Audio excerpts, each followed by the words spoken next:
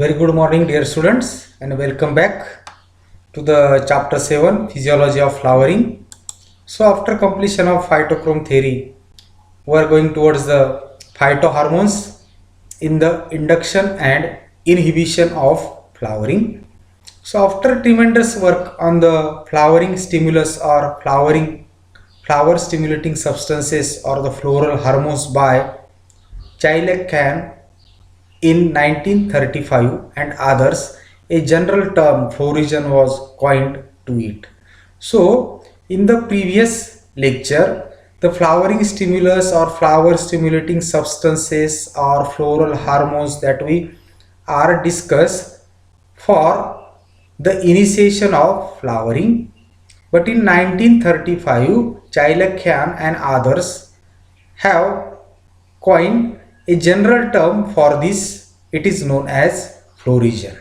Okay, so they coined a general term florism for these flower stimulating substances, floral hormones, flowering stimulus for the induction of flowering. This flowering hormone, that is the florism, is synthesized in leaf after the perception of the particular photoperiod. The florism that was synthesized in the leaf after receiving the particular photoperiod. So short day plants require a short period of light. So this particular photoperiod after receiving by the short day plants, the flowering hormone florism has been synthesized in the leaf. After its synthesis in the leaf, the florism is transported to the shoot tip, that is the site of its action, where it induces the flowering in the plant. So after the synthesis of the florism in the leaf, it is transported to the site of action, that is the shoot tip, and at this site it induces the flowering in the plants. The exact nature of the florism is not yet clearly understood. Its characterization is still a problem, and hence this flowering hormone till today remains a hypothetical hormone. Florism may be a group of compounds. Its exact nature is not clearly understood. Its characterization is still a problem. Hence, this flowering hormone till today remains a hypothetical term or hypothetical hormone. Okay, so the florism, it is synthesized in the leaf after the perception or reception or receiving the particular photoperiod. It is then transported to the shoot tip where it induces the flowering in the plant. Okay, next to this is the some of the presently known growth substances, for example gibberellins or gibberellic acids, have florigenic properties. Biswas et al. In 1966, Bonner et al. In 1963 and Lang in 1965 reported that florism may be an isoprenoid or a steroid-like compound.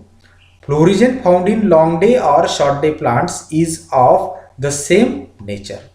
So they reported that florism, it is a isoprenoid or a steroid-like compound, and it is found in long day and short day plant is of the same nature. Thus, flowering in plants is a four-step process. First step is the perception of light stimulus. Second is the transformation of the perceiving signal for induction of flowering. Third is the translocation of the flowering stimulus, that is the phytochrome or flowering hormone, and the fourth one is the response in the growing tip that results into the flowering. So in the flowering process, where the first step involved is the reception or the perception of light stimulus. So after receiving the particular photoperiod, this perceiving signal has been transformed to the site of its action for the induction of flowering. This is the second step, transformation of the perceiving signal for induction of flowering. In the third step, translocation of the flowering stimulus, that is the flowering hormone, and the last step is the response in the growing tip, that is the flowering. So these steps has been given for the induction of flowering in the plant by the phytohormone. So that can be explained in the diagrammatic representation also. the light period or a photo period. So after receiving a particular light period or photo period by the leaves, so leaves are the site of action. So perception by the leaves. At the site of action, that is at the leaves, there is a biosynthesis of flowering stimulus, that is a florigen or phytochrome. Then the translocation of florigen or phytochrome to the shoot tip, where it gives the flowering response. So response in the growing tip at the shoot tip, and the result is the flowering. So these are the steps in the induction of flowering by the phytohormones. So the florigen or the phytochrome that are responsible for the initiation of flowering in the plant after receiving a particular light period or photo period by the leaves. There is a biosynthesis of florigen or phytochrome. They are translocated to the shoot tip. Then the shoot tip gives a response to this. What is the response? The response is the flowering. So this is the phytochromes involved in induction and inhibition of flowering. Okay. Next to this is the applications of photoperiodism. The manipulation of a specific stimulating period of darkness which is required by each species for flowering is controlled by photoperiodism. So we can manipulate the specific critical period of darkness that has been required by the plant species for induction of flowering. It is controlled by the photoperiodism. The season of flowering in annuals, biennials and perennial plant species depend on photoperiodism. The seasonal variations in flowering plants depend on day length period. By changing the light period artificially, we can produce off-season flowering and at maximum benefit. Okay, so this is the foremost application of the photoperiodism, where the seasonal variation in flowering plants depends on the light period, and if you artificially alter or change the light period, we can produce the off-season flowering and get the maximum benefit. The rich phytodiversity or biodiversity in flowering plants is due to variation in photoperiodic cycles. So this rich biodiversity on this planet Earth regarding the flowering plants is due to the variation in the photoperiodic cycle. The plants require the different photoperiod for the induction of flowering. In agriculture, winter crop or summer crops, that we also call it as Rabi or Kharif crops, are classified on the basis of photoperiod. So these are the some of the applications of the photoperiodism. So off-season flowering and fruiting, so we can get the maximum benefit if we alter the light period artificially. The rich phytodiversity on this planet Earth regarding the flowering plants is due to the variation in the photoperiodic cycles. In agriculture, the Rabi and Kharif crops we classified on the basis of photoperiod. The season of flowering in annuals, biennials, perennial plant species depends on the photoperiodism. We get different flowers and fruits in different seasons because of their difference in the photoperiod. The long day plants or short day plants flower in particular season and limit their availability to the humans. As you know that the long day plants requires a long day condition, long light period for induction of flowering, while short day plants require a short light period and long dark period for induction of flowering. So because of this specificity of the long day and short day plants, they limits their availability to the human being. If we can manipulate the short day plants or long day plants to behave like day neutral plants by genetic modifications or mutations, we can enjoy their flowering and fruiting throughout the year. If we say these short day plants are flower under short day and long dark condition, if we manipulate this short day plant to behave like a day neutral plant, day neutral plants, they do not require a specific photo period for induction of flowering. The photo period or light period or dark period is immaterial for this plant. They can flower throughout the year. They have no any specific requirement. If we manipulate the short day plants or long day plants like to behave the DNPs or day neutral plants by genetic modifications or mutations, we can enjoy their flowering and fruiting throughout the year. For example, mangoes can be made available throughout the year if they become DNPs. As you know that the season of the mango, so this mango plant we can made available throughout the year if we manipulate it genetically or by using mutation technique and make it like a DNPs, then these mangoes can be made available throughout the year. Day neutral plants can flower throughout the year, hence they are available round the year. The reproductive season or flowering in plant species can be changed by manipulating daylight. So by manipulating daylight, we can change the flowering period or the season in plant species. So these are the applications of photoperiodism. Next point is the vernalization. So this is the second one important physiological phenomenon involved in the induction or initiation of flowering in the plants. So the concept and definition we are going to study for vernalization. This term is derived from Russian word yarovization, the transformation of winter forms into spring forms. So yarovization is a Russian word. This vernalization that has been derived from this word means the transformation of winter forms into spring forms. Apart from duration of light period or day length or photoperiod, low temperature or coldness or chilling treatment also provides a stimulus for flowering in the plant. So here we are discussing the low temperature or a chilling treatment or a coldness for the induction of flowering. This is referred as vernalization. So apart from duration of light period or photoperiod, low temperature also provides a stimulus for flowering in the plants. Along with photoperiodism in some plants, induction of flowering is achieved through their exposure to very low temperature, which is known as vernalization. So induction of flowering is achieved through exposure to low temperature, chilling temperature or coldness, which is known as vernalization.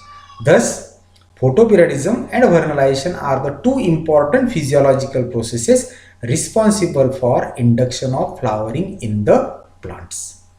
Klebs in 1913, Gassner in 1918 and others proposed that flowering in plants is a basic development and temperature is one of the important factors contributing to flower development.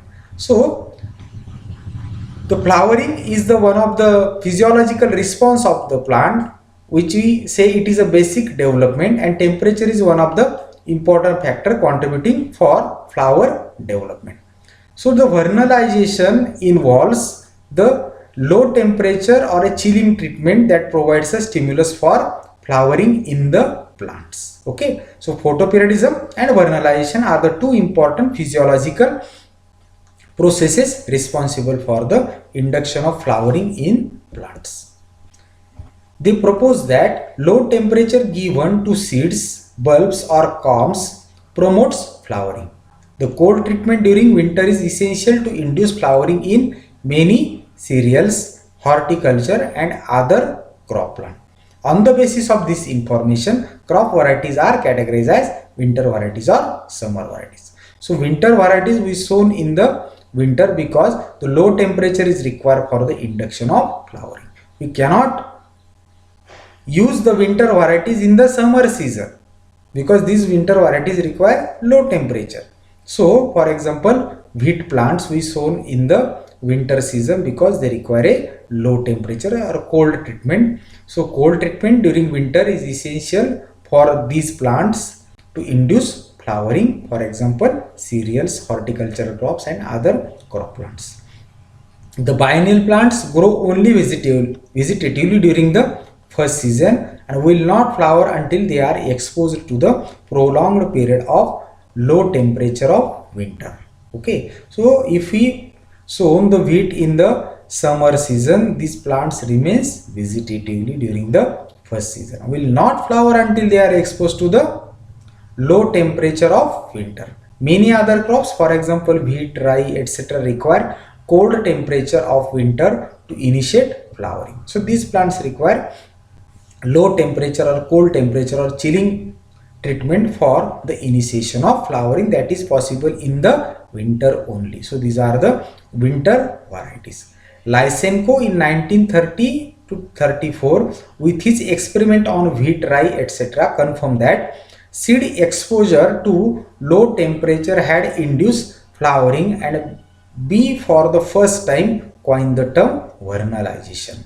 So this term vernalization has been coined by Lysenko while carrying his experiment on wheat and rye, and they confirm that seed exposed to the low temperature or a cold temperature had induced flowering. So they coined the term vernalization for this low temperature given to the seed for the induction of flowering. They coined the term for this is the vernalization. Who coined the term? Lysenko coined the term vernalization. Okay. Now we are going for the definition. So it can be defined as the acquisition or hastening or acceleration of plant's ability to flower by chilling treatment. So the plant ability to flower has been enhanced, accelerated, acquisited or hastened by the chilling treatment that we called as vernalization. So vernalization is the acquisition or hastening or acceleration of plant's ability to flower by chilling treatment that we called as vernalization. The general technique of vernalization is very simple and it consists of following steps. How the vernalization has been carried out, that I am going to explain here under the heading general technique of vernalization. Okay. The first step is the seeds are first soaked in water and allowed to germinate for some time. Then the seeds are subjected to low temperature treatment for appropriate period of time, which varies from species to species. The general range of temperature is 4 degrees Celsius to 7 degrees Celsius, while the general time of cold treatment varies from few days to many weeks. So what happened in the first step? The vernalization treatment is not given to the dry seeds. So the seeds are first soaked in water and allowed to germinate for some time. Then the seeds are subjected to the low temperature treatment for appropriate period of time, which has been varies from species to species. Now such soaked seeds in water has been subjected to the low temperature treatment. What is the temperature range? It is 4 degrees Celsius to 7 degrees Celsius, and the general time for the cold treatment or low temperature treatment, it varies from few days to many weeks. The seeds should not be immediately sown after treatment. Then what to do? The seeds may be dried and sown later, but the preliminary treatment still remains effective. So these are the general steps. So after a low temperature treatment, the seeds should not be immediately sown. These seeds are dried and sown later on. Okay. So this is the general technique of vernalization. Okay. So in this way we studied the concept of vernalization. Vernalization is the acquisition or hastening of the plant's ability to flower by chilling treatment. So a chilling treatment has been given or a low temperature treatment has been given to the seeds. So the general techniques involve the seeds are first soaked in water and allowed to germinate for some time. Then the seeds are subjected to low temperature range of 4 degrees Celsius to 7 degrees Celsius for few days or few days to many weeks. After that, the seeds has been dried and sown later on. So the seeds should not be immediately sown after treatment. So this is the general technique of vernalization. Okay. So next point is the mechanism of vernalization. So Lysenko in 1930 proposed phasic theory to explain the mechanism of vernalization. According to him, growth and development are the two important phases in the life of plant. So Lysenko in 1930 has proposed the phasic theory that has been based on two phases, growth and development phase, growth phase and development. So the Lysenko proposed the phasic theory to explain the mechanism of vernalization, and according to him, growth phase and development phase are the two important phases in the life of the plant. The exposure to low temperature is a must for changeover to take place from growth phase to the development phase. So according to him, the changeover has to be takes place from growth phase to the development phase is did by the low temperature treatment. Through the development phase, the plant enters into the final phase of life, that is the fruiting phase. Before the photo phase, that is the light control phase, it is necessary for plant to pass through thermo phase, that is the temperature controlled phase, to initiate flowering. So according to the Lysenko, the exposure of the plant to the low temperature is required for a change over to takes place from growth phase to the development phase. Okay.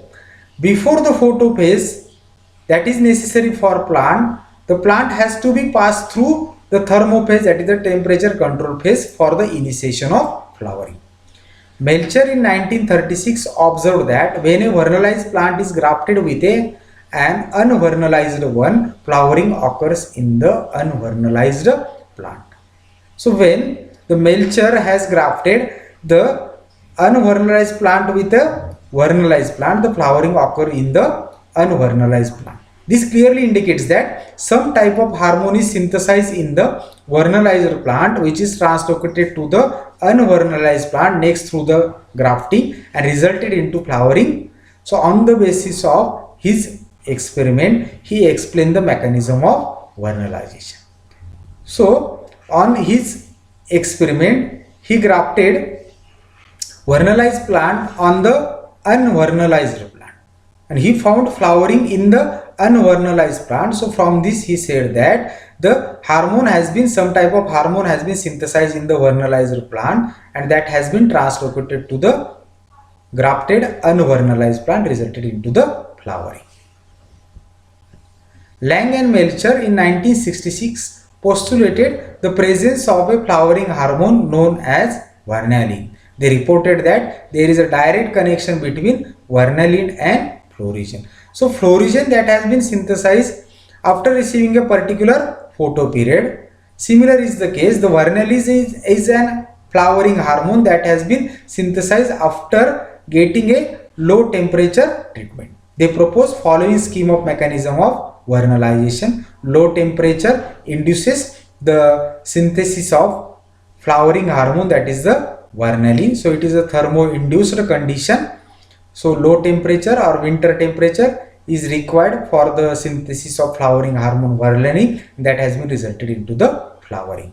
So Lang and Melcher in 1966 reported the presence of flowering hormone, that is the vernalin, and there is a direct connection between the vernalin and florigen. So this vernalin function like a florigen for the induction of flowering, and its synthesis has been controlled by the low temperature. Okay, so this is the mechanism of vernalization.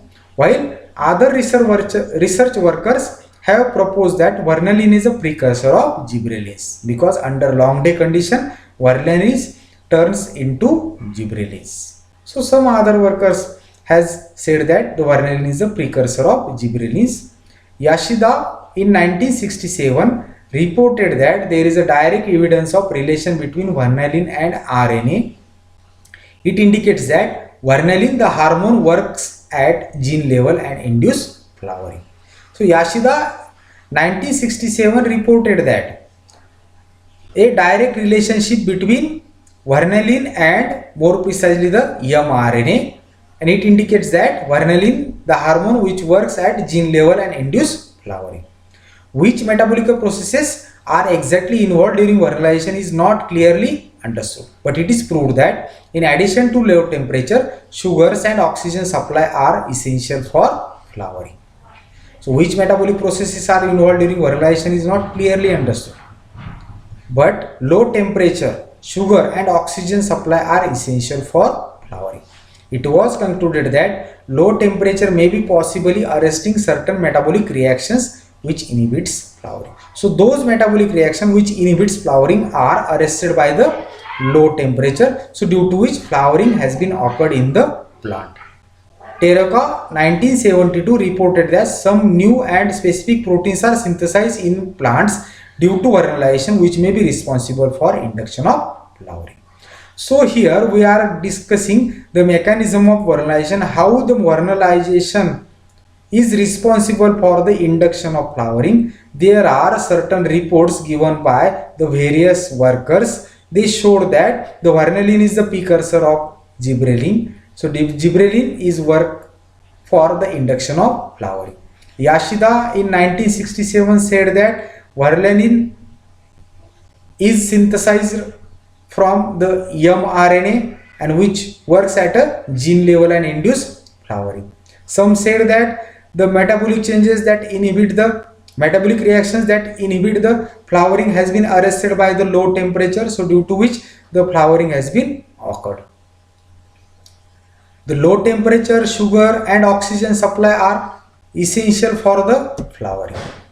Lang and Melcher proposed that the presence of flowering hormone, that is the vanillin. So this hormone has been synthesized by the low temperature. So this is the mechanism of vanillation.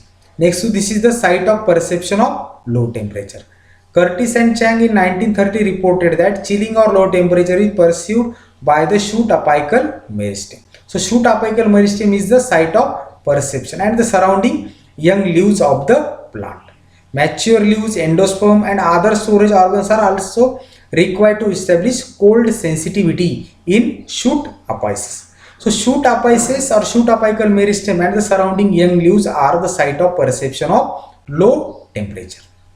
But later on it was observed that not only the shoot apices but leaf petiole or even root may perceive cold treatment.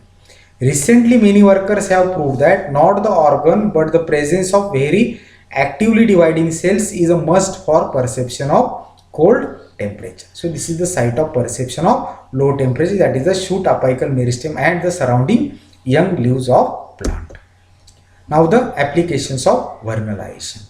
Winter wheat could be made to flower during any season. The seeds are soaked in water and when 30 to 40 moisture is taken up, these seeds are buried in winter snow. These are taken out and sown with arrival of the spring season. Such plant will flower and yield during the summer of the same year. In other words, winter wheat variety will behave like spring variety. This technique is widely used or employed in wheat cultivated in Russia. So, the spring variety to behave like a winter variety, the seeds has been given a low temperature treatment or vernalization treatment. For this, the seeds are soaked in water and when the seeds has taken 30 to 40% of the moisture, the seeds are buried in the winter snow. And these seeds are dried and sown with the arrival of the spring season. So, such plants will flower and yield during the summer of the same year.